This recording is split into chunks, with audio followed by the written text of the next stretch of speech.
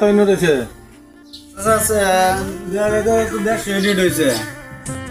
আমি তো এটা বুঝি না। করতে পারে তুই দেখছে কত ইউনিট হয়েছে? 100 ইউনিট আছে। 100 ইউনিট আছে, 150 ইউনিট কেন? এই বাগান কি হয়েছে?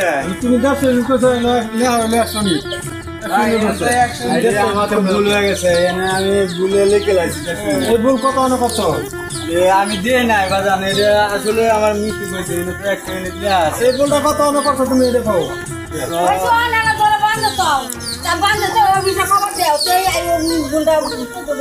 কি করবো, এখন তো ভুল হয়ে গেছে। আমি